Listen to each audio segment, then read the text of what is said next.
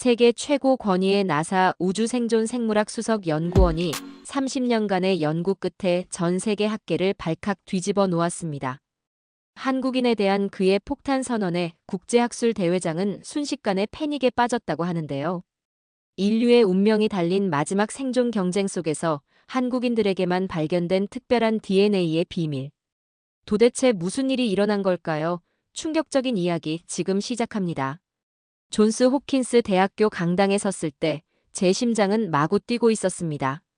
이게 제 마지막 공식 발표라니 30년 연구 인생의 끝이라는 생각에 목이 메었죠. 청중석에는 노벨상 수상자들, 우주항공 연구자들, 세계적인 생물학자들로 가득했어요. 제가 떨지 않도록 숨을 깊게 들이마셨습니다. 안녕하세요. 저는 리사 맥스웰입니다. 마이크의 목소리가 울리자 강당이 조용해졌어요. 제 뒤 스크린에는 나사 우주생존생물학 수석연구원이라는 제 직함이 떠올랐습니다. 평생을 극한 환경에서 인간의 생존 능력을 연구해온 사람이죠. 우주 비행사들이 어떻게 극한의 상황에서 살아남을 수 있는지를 연구해왔어요. 오늘 저는 인간 생존의 미래에 대해 말씀드리려고 합니다. 한국은 생존의 미래입니다. 순간 강당의 웅성거림이 퍼졌습니다. 왜 한국일까요? 왜 화성 식민지나 달 기지가 아닌 한국이냐는 의아함이 청중의 표정에서 느껴졌어요. 그들의 눈빛에서 왜 리사가 갑자기 한국 이야기를? 라는 질문이 읽혔습니다. 3년 전 저는 한국을 방문했습니다. 솔직히 말하자면 그저 또 하나의 사례 연구라고 생각했어요. 지구의 다양한 생존 환경을 기록하는 프로젝트의 일부였죠. 잠시 물을 마시며 진정했습니다. 이 순간을 위해 몇 달을 준비했는데도 감정이 북받쳐 올랐어요. 하지만 그곳에서 저는 제 연구 인생을 완전히 뒤바꿔 놓은 무언가를 발견했습니다. 청중들은 더 가까이 몸을 기울였어요. 저는 제 손에 든 레이저 포인터가 살짝 떨리는 것을 느꼈습니다. 이 순간만큼은 과학자로서의 냉정함보다 인간으로서 느낀 진실을 전하고 싶었어요. 오늘 여러분께 들려드릴 이야기는 단순한 데이터가 아닙니다. 이건 NASA의 가장 냉철한 과학자 중 한 명을 울게 만든 작은 반도의 이야기예요. 저는 제 목소리가 떨리는 것을 느꼈습니다. 청중들은 더 바짝 긴장했어요. 평소 감정 표현이 거의 없던 제가 이렇게 흔들리는 모습을 보이는 건 처음이었으니까요. 여러분, 제 연구 인생의 마지막 순간에 왜 하필 한국을 선택했는지 지금부터 설명해 드리겠습니다. 나사에서 우리는 화성 탐사를 준비하며 극한 환경을 시뮬레이션합니다. 화면에 몇 가지 기후 그래프를 띄웠어요. 지구상 가장 혹독한 지역들의 데이터였죠. 그런데 한국 반도의 데이터를 처음 접했을 때 저는 놀랐습니다. 봄의 황사, 여름의 폭염과 장마, 가을의 태풍, 겨울의 시베리아 한파까지. 그것도 아주 작은 땅덩어리에 모두 집중되어 있었습니다. 이 지역은 지구상 대부분의 거주지보다 더 극심한 계절 변화를 겪고 있어요. 제가 이 변수들을 NASA 생존 시뮬레이션 모델에 입력했을 때 컴퓨터는 말 그대로 대체 지역을 고려하라고 제안했죠. 청중들의 얼굴에 놀라움이 드러났습니다. 저도 처음 이 데이터를 봤을 때 그랬으니까요. 그런데도 5,200만 명의 사람들이 이곳에서 살고 있습니다. 그저 살아남는 것이 아니라 세계에서 가장 활기찬 사회 중 하나를 창조해냈어요. 잠시 침묵을 두고 이 사실의 무게를 느끼게 했습니다. 청중들 중 일부가 고개를 끄덕였어요. 나사에서 우리는 우주 비행사들을 우주의 극한 환경에 대비시킵니다. 하지만 한국인들은 우리의 가장 숙련된 우주 비행사들도 도전받을 환경 속에서 태어나 자랍니다. 눈보라 속에서도 출근하는 사람들, 장마철 물에 잠긴 거리에서도 일상을 이어가는 모습들. 어느 날 밤, 저는 서울에서 갑작스러운 홍수 상황을 목격했습니다. 시내 중심가가 물에 잠겼죠. 나사 프로토콜대로라면 즉시 대피해야 하는 상황이었어요. 물에 잠긴 도로를 걸어가는 사람들, 비닐봉지로 신발을 감싸고 출근하는 직장인들의 모습이었어요. 그런데 서울 사람들은 그냥 출근했습니다. 비닐봉지로 신발을 감싸고 바지를 걷어올린 채 물을 건너갔어요. 다음 날 아침이면 도시는 다시 정상으로 돌아와 있었죠. 그 순간 제 마음에 떠오른 생각을 나누었습니다. 저는 그때 깨달았어요. 우리가 우주 비행사들에게 몇 년에 걸쳐 훈련시키는 적응력이 이들에게는 일상이라는 것을요. 폭염에도 한파에도 미세먼지에도 그들은 적응하며 살아갑니다. 연구실에 돌아와 한국의 기온 변화를 분석한 그래프를 보여주었어요. 하루 안에도 10도 이상 기온이 오르내리는 봄과 가을의 일교차 한 계절 안에서도 극단적인 변화를 보이는 패턴. 우주에서는 적어도 예측 가능한 환경이 유지됩니다. 하지만 한국은 매일이 새로운 적응의 연속이에요. 이런 환경에서 살아가려면 놀라운 신체적, 심리적 유연성이 필요합니다. 청중들의 눈빛이 바뀌는 것을 느꼈어요. 초반의 의아함이 점점 호기심으로 변해가고 있었습니다. 그리고 더 놀라운 점은 이게 시작에 불과했다는 사실이에요. 스크린에 한국의 지도를 띄웠습니다. 이번엔 주변 국가들을 함께 보여주는 확대된 지도였어요. 생존학적 관점에서 보면 한국의 위치는 우리가 압박지대라고 부르는 곳입니다. 외부 압력이 너무 강해서 지속 가능한 발전이 거의 불가능해야 하는 위치죠. 지도 위에 빨간색으로 주변국들을 표시했습니다. 중국, 러시아, 일본, 북한. 모두 강대국이거나 핵 보유국이었죠. 제 연구팀은 순전히 지정학적 요소만 고려한 예측 모델을 돌려봤습니다. 우리가 가진 모든 알고리즘에 따르면 이런 위치에 있는 국가는 기껏해야 연간 0.3% 정도의 최소한의 경제 성장만 가능해야 해요. 다음 슬라이드로 넘어갔습니다. 한국의 실제 경제 성장 곡선이 나타났어요. 가파른 상승 곡선이었죠. 이것은 예측과 현실 사이의 격차를 가리키며 말했습니다. 과학적 설명이 불가능합니다.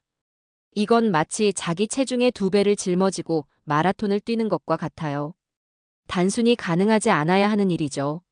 청중들 사이에서 작은 웃음이 들렸습니다.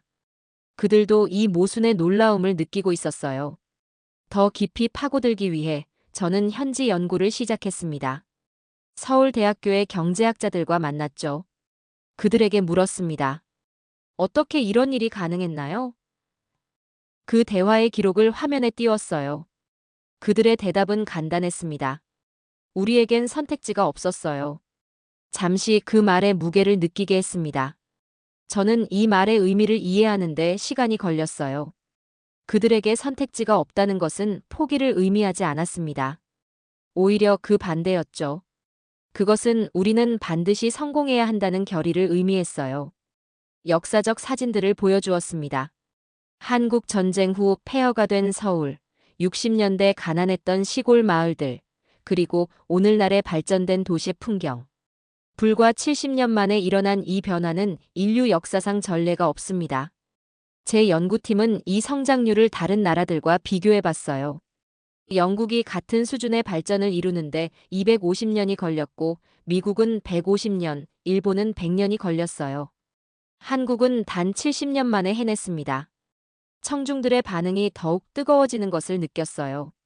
그리고 더 놀라운 건 이 모든 것이 지속적인 지정학적 위기 속에서 이루어졌다는 점입니다. 북한과의 긴장, 주변 강대국들의 압력, 자원의 부족. 이런 상황에서 대부분의 나라들은 생존하기에도 벅찹니다. 한국의 안보 상황을 보여주는 영상을 틀었습니다. 비무장지대의 긴장감, 북한 미사일 발사 뉴스, 한반도를 둘러싼 국제 정치 갈등. 여러분, 이건 마치 사자에 둘러싸인 채로 농사를 짓고 집을 짓고 아이들을 키우는 것과 같습니다. 과학적으로는 말이 안 되는 일이에요. 제 목소리에 감정이 묻어나는 것을 느꼈습니다. 이건 더 이상 단순한 연구 발표가 아니었어요. 이것은 인간 정신의 경이로움에 대한 고백이었습니다. 그리고 제가 깨달은 것은 이 현상을 우리의 알고리즘으로는 설명할 수 없다는 점이었어요. 이건 수치로 측정할 수 없는 무언가, 순수한 생존 본능과 집단적 의지가 만들어낸 기적이었습니다. 처음에 저희 연구팀은 한국의 문화적 성공을 서구화된 아시아 문화로 분류했습니다. 스크린에 글로벌 문화 분석 차트가 나타났어요. 이건 흔한 오해였어요. 저도 그랬죠. 하지만 더 깊이 연구할수록 무언가 독특한 패턴을 발견했습니다. 제가 처음 우영우를 봤을 때 단순히 한국판 굿 닥터라고 생각했어요. 하지만 더 분석해보니 전혀 다른 이야기였습니다. 이 드라마는 한국의 법률 시스템과 사회적 맥락에 깊이 뿌리내린 채 신경 다양성에 대한 독특한 관점을 제시하고 있었어요. 다음으로 김밥 만드는 영상을 보여주었습니다. 김밥을 보세요. 얼핏 보면 일본의 스시에서 파생된 것처럼 보입니다. 하지만 역사적으로 들여다보면 완전히 다른 문화적 맥락과 식재료 사용법, 그리고 사회적 의미를 가지고 있어요. 이어서 K-팝 연습생들의 훈련 모습을 보여주었습니다. K-팝 시스템은 미국의 엔터테인먼트 산업과 비교하면 혹독해 보입니다. 하지만 이 시스템은 한국의 교육 철학과 집단적 성취 문화에 깊이 뿌리내리고 있어요. 그들만의 방식으로 성공을 이룬 거죠. 제 얼굴에 미소가 번졌습니다. 사실 고백하자면 연구 중에 저도 팬이 되었어요. 제 연구 조교들이 어느 날 밤 자료를 분석하는 대신 런닝맨을 보고 있는 저를 발견했죠. 청중들이 웃음을 터뜨렸습니다. 하지만 이건 단순한 오락이 아닙니다. 이것은 생존의 필수적인 문화적 특성을 보여주는 예시예요. 바로 외부 압력 속에서도 핵심 정체성을 유지하는 능력이죠. 저는 더 학술적인 분석으로 넘어갔습니다. 저희 팀은 한국 문화 콘텐츠의 변형 패턴을 분석했어요. 어떻게 외부 영향을 받아들이면서도 자신들만의 정체성으로 완전히 재창조하는지를요. 화면에 비교 차트가 나타났습니다. 서구 문화를 모방하는 다른 국가들과 달리 한국은 독특한 패턴을 보였어요. 한국인들은 외부 요소를 받아들이되 절대로 자신들의 핵심 가치나 미학을 타협하지 않았습니다. 이것이 바로 생존의 핵심이에요. 서울의 한 카페에서 만난 젊은 디자이너와의 인터뷰 영상을 보여주었습니다. 그녀는 이렇게 말했어요. 우리는 세계에 맞추려고 변하지 않아요. 세계가 우리를 알아봐 주길 기다렸을 뿐이죠. 그 말이 제 마음을 울렸습니다. 이것은 단순한 자신감이 아니었어요. 이것은 생존을 위한 문화적 DNA였습니다. 극한의 환경과 지정학적 압박 속에서 자신의 정체성을 잃는 것은 곧 모든 것을 잃는 것과 같았어요. 그래서 그들은 어떤 상황에서도 한국스러움을 지켜냈습니다. 청중들이 고개를 끄덕이는 모습이 보였어요. 그들도 이 진실의 힘을 느끼고 있었습니다. 그리고 이 정체성을 지키는 힘은 다음 장에서 보실 더 깊은 문화적 특성으로 이어집니다. 세계 각국에서 대형 참사가 발생했을 때의 반응을 연구해온 저에게 한국의 사례는 충격적이었습니다. 스크린에 세월호 참사 이후 사퇴하는 정치인들의 모습이 나타났습니다. 대부분의 서구 국가에서 재난은 시스템 실패로 간주됩니다. 개인이 책임지는 경우가 거의 없죠. 미국과 유럽의 유사한 사건들과 한국의 대응을 비교하는 헤드라인들이 화면에 나타났어요. 처음에 저는 이것이 과도한 책임의식이라고 생각했습니다. 하지만 서울대학교의 김 교수님과 인터뷰를 하면서 깊은 통찰을 얻게 되었어요. 교수님과의 인터뷰 영상이 재생되었습니다. 김 교수님은 이렇게 말씀하셨어요. 서양인들이 과도한 죄책감으로 보는 것은 사실 생존 메커니즘입니다. 누군가가 책임을 짊어짐으로써 공동체가 치유되고 적응할 수 있는 거죠. 그 말이 제 마음에 깊이 와닿았던 순간을 회상했습니다. 그때 저는 깨달았어요. 제가 목격한 것이 단순한 문화적 차이가 아니라는 것을요. 이것은 진화적 이점이었습니다. 잠시 감정이 북받쳐 말을 멈추었어요. 청중들은 조용히 기다려주었습니다. 이것은 죄책감이 아니었어요. 이것은 책임감을 통해 표현된 사랑이었습니다. 이태원 참사 후 시민들이 자발적으로 추모하고 헌혈하고 서로를 돕는 모습을 보여주는 영상이 나왔습니다. 저는 이태원 참사 직후 서울에 있었어요. 공식적인 요청도 없었는데 시민들이 자발적으로 헌혈에 참여하는 모습을 보았습니다. 누군가 우리가 해야 할 일이라고 말하더군요. 그날의 기억이 생생했습니다. 미국이었다면 정부의 공식 지시를 기다렸을 겁니다. 하지만 한국인들은 그냥 행동했어요. 우리라는 의식이 자연스럽게 발현된 거죠. 다음 슬라이드로 넘어갔습니다. 한국 사회에서 책임을 지는 다양한 모습들이 화면에 나타났어요. 한국에서는 회사 대표가 직원의 실수에 사과하고 학교 교장이 학생 사고에 책임을 지고 공직자가 자연재해에도 사퇴합니다. 서양의 관점에서는 비합리적으로 보이죠. 저는 제 연구 노트를 꺼내 들었습니다. 하지만 생존학적 관점에서 보면 이것은 놀라운 적응 메커니즘입니다. 위기 상황에서 빠르게 대응하고 회복하는 능력이죠. 제 연구 결과 그래프를 보여주었어요. 재난 후 사회적 응집력 회복 속도를 비교한 차트였습니다. 데이터는 명확합니다. 한국은 큰 사회적 위기 후 회복 속도가 다른 나라들보다 평균 37% 빠릅니다. 이것이 바로 책임 문화의 힘이에요. 청중들의 표정이 놀라움에서 이해로 바뀌어가는 것이 보였습니다. 그리고 더 놀라운 것은 이 책임감이 세대를 뛰어넘어 지속된다는 점이에요. 이것이 우리의 다음 발견으로 이어집니다. 인류 역사상 가장 놀라운 공동체 행동 중 하나를 연구할 기회가 있었습니다. 화면에 1997년 IMF 외환위기 때 금모으기 운동 영상이 나타났습니다. 노인들이 금반지와 결혼반지를 기부하는 긴 줄이 보였어요. 1997년 한국이 경제 위기에 처했을 때 시민들은 자발적으로 자신들의 금 보석을 내놓기 시작했습니다. 결혼반지, 갑오로 내려오던 장신구, 가족의 추억이 담긴 보물들이었죠. 그 영상을 처음 봤을 때의 감정이 다시 올라왔습니다. 이 영상을 처음 봤을 때 저는 그날 더 이상 연구를 진행할 수 없었어요. 너무 감정적으로 압도되었거든요. 잠시 숨을 고르고 계속했습니다. 개인의 보물을 국가 경제를 위해 자발적으로 희생하는 이런 행동은 현대 역사에서 유례가 없습니다. 청중들 중 일부가 고개를 끄덕이며 공감을 표했어요. 이것은 단순한 애국심이나 집단주의로는 설명할 수 없습니다.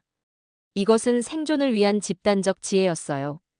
화면에 새마을운동, 88올림픽, 2002 월드컵 거리 응원을 연결하는 몽타주가 나타났습니다. 이런 현상들은 고립된 사건이 아닙니다. 이것들은 세대를 넘어 이어지는 같은 DNA의 표현이에요. 제가 인터뷰했던 한국 할머니의 영상을 재생했습니다. 이 할머니는 이렇게 말씀하셨어요. 우리는 전쟁 후에 아무것도 없었어요.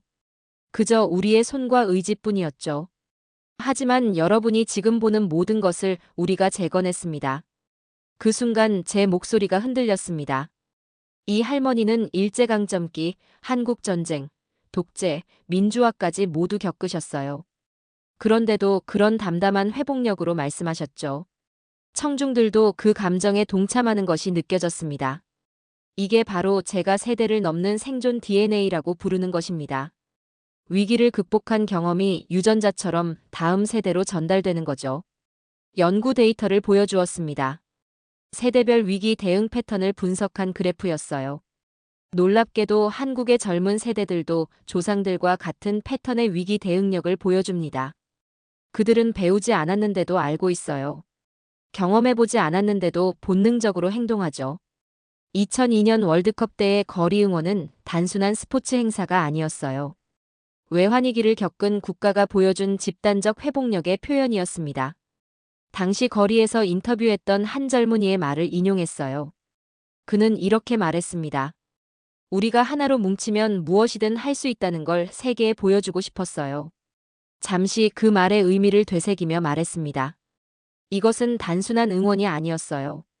이것은 생존의 의지였습니다. 우리는 살아남을 것이다라는 집단적 선언이었죠. 청중들 중 일부가 감동에 젖은 표정으로 고개를 끄덕였어요.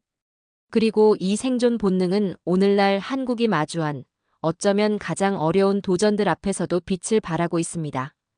오늘날 한국은 객관적으로 가장 어려운 도전들에 직면해 있습니다. 스크린에 북한의 핵 위협, 사상 최저 출산율, 고령화 인구 통계를 보여주는 그래프들이 나타났어요. 모든 과학적 지표로 볼 때 이런 복합적인 위기는 사회를 분열시켜야 합니다. 생존학적 관점에서 스트레스가 임계점을 넘으면 집단은 보통 파편화되기 시작하죠. 하지만 그 다음 슬라이드로 넘어갔습니다. 자발적인 시민 참여의 모습들이 화면에 나타났어요. 불공정한 국제 대우에 맞서 조직된 불매운동, 정부 지시 전에 자발적으로 시작된 코로나19 예방 조치들, 하룻밤 사이에 바이럴이 된 기부 캠페인들. 하지만 한국은 다시 한번 우리의 예측을 뒤엎었습니다. 외부 분석이 붕괴를 예측했을 때 한국인들은 분열되는 대신 더욱 단결했어요. 위기 상황에서의 예측된 사회적 응집력과 실제 측정된 수치를 비교하는 막대 그래프를 보여주었습니다. 이 막대들 사이의 차이는 단순한 통계적 오류가 아닙니다. 이것은 과학이 아직 완전히 정량화하지 못하는 인간 정신의 힘이에요. 제가 코로나19 기간 동안 서울에서 목격한 장면들을 담은 영상을 재생했습니다. 코로나19 초기 대부분의 국가들이 마스크 착용을 의무화하기도 전에 서울 시민들은 이미 자발적으로 마스크를 쓰고 다니고 있었어요. 공식 지침이 없었는데도요. 당시 찍은 지하철 영상이 재생되었습니다. 마스크를 쓰고 조용히 앉아 있는 사람들, 손 소독제를 자발적으로 사용하는 모습들. 저는 한 노점상 아주머니를 인터뷰했어요. 그녀는 본인 돈으로 손 소독제를 구입해 가게 앞에 놓아두었죠. 왜 그랬냐고 물었더니 그녀는 간단히 대답했습니다. 다들 힘든 시기니까요. 그 말이 얼마나 제 마음을 울렸는지 설명했습니다. 이 다들이라는 개념, 즉 우리라는 의식이 한국의 생존 DNA의 핵심입니다. 개인의 생존이 공동체의 생존과 분리될 수 없다는 본능적 이해죠. 다음으로 제가 연구했던 기부 문화에 대한 데이터를 보여주었습니다. 재난 상황에서 세계 평균 기부율은 약 12% 증가합니다. 하지만 한국에서는 평균 63% 증가했어요. 이건 단순한 선행이 아닙니다. 이것은 생존 전략이에요. 청중들에게 직접 질문했습니다. 여러분은 혹시 어떤 위기에 처했을 때 본능적으로 나를 먼저 생각하시나요? 아니면 우리를 먼저 생각하시나요?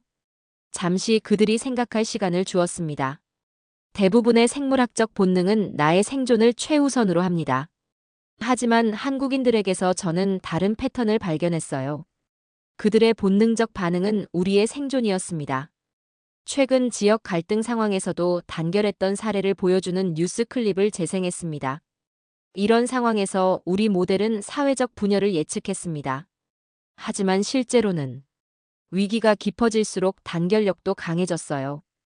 이건 단순한 문화적 현상이 아닙니다. 이것은 진화된 생존 메커니즘이에요. 저는 잠시 숨을 고르고 다음 말을 준비했습니다. 이제 발표의 가장 중요한 부분으로 넘어갈 시간이었어요. 그리고 이 모든 연구 끝에 저는 마침내 깨달았습니다. 한국이 보여주는 이 생존 DNA는 단순히 한 국가의 특성이 아니라는 것을요. 이것은 인류의 미래를 위한 청사진이었습니다. 우리는 점점 더 불안정해지는 시대에 살고 있습니다. 기후변화, 정치적 양극화, 기술적 격변을 보여주는 이미지들이 화면에 나타났어요.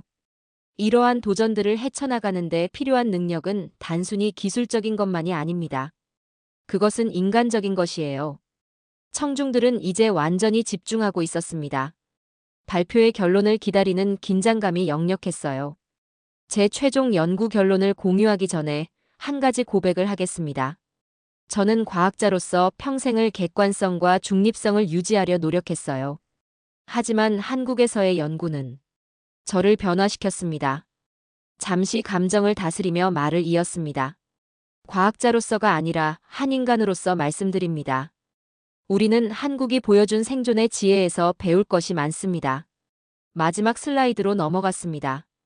단순한 흰색 배경에 한 문장이 쓰여 있었어요. 한국은 단지 생존하는 것이 아닙니다. 그들은 우리에게 어떻게 살아가야 하는지를 보여주고 있습니다. 잠시 그 문장을 음미할 시간을 주었습니다. 한국의 생존 DNA가 그토록 가치 있는 이유는 그것이 단순히 지속되는 것만이 아니라 고통을 독특한 형태의 집단적 회복력으로 변화시켰기 때문입니다. 정체성을 유지하면서도, 아름다움을 창조하면서도, 타인을 배려하면서도요. 마지막 이미지가 나타났습니다. 전통 찻집에서 한국 할머니와 함께 찍은 제 사진이었어요. 둘 다 미소 짓고 있었습니다. 이 할머니는 제게 절대 잊지 못할 말씀을 해주셨어요. 한국인들이 어떻게 그토록 많은 역경을 극복할 수 있었는지 물었더니 그녀는 이렇게 대답하셨죠. 우리는 그저 우리답게 살아왔을 뿐이에요. 그게 전부예요. 제 안경을 벗었습니다. 더 이상 제 눈에 맺힌 감정을 숨기려 하지 않았어요. 과학자로서 우리는 복잡한 답을 찾습니다. 하지만 때로는 가장 심오한 진실이 가장 단순합니다. 한국은 단순히 생존에 관한 사례 연구가 아닙니다. 그것은 인류가 될 수 있는 모습에 대한 청사진을 제공하고 있어요. 제가 받은 가장 중요한 교훈을 나누었습니다. 결국 생존은 단순히 죽지 않는 것이 아닙니다. 그것은 함께 살아가는 법을 배우는 것이에요. 한국인들이 보여준 것처럼 서로를 돌보면서 아름다움을 창조하면서 정체성을 잃지 않으면서요. 청중들이 일어나 기립박수를 보내기 시작했습니다. 저는 고개를 숙여 인사했어요. 감사합니다. 그 한마디를 속삭였습니다. 청중들에게도 그리고 제 인생을 영원히 바꿔놓은 작은 반도에도요. 갑작스러운 감정에 목이 메었습니다. 마지막 슬라이드를 보며 생각했어요. 이게 단순한 연구 프로젝트의 결론이 아니라는 걸 그들도 알까? 이건 인류의 미래에 대한 희망의 메시지야. 존스 홉킨스 대학교의 거대한 강당, 세계적인 과학자들이 모인 그곳에서 저는 그 순간 깨달았습니다. 제가 발견한 것은 단순한 데이터가 아니었어요. 그것은 미래에 대한 비전이었습니다. 한국이 보여준 생존의 지혜를 통해 우리 모두가 함께 나아갈 수 있는 길이었죠. 그것이 제 연구 인생의 마지막이자 가장 값진 발견이었습니다. 한국은 단지 하나의 나라가 아니라 인류가 함께 살아갈 수 있다는 증거였어요. 그리고 그 깨달음이야말로 제가 세상에 남길 수 있는 가장 소중한 유산이었습니다. 오늘 사연 어떠셨나요? 나에게도 이런 특별한 DNA가 있다는 것이 놀랍네요. 더 많은 사연 댓글로 부탁드립니다. 지금까지 시청해주셔서 감사드리고 행복하세요.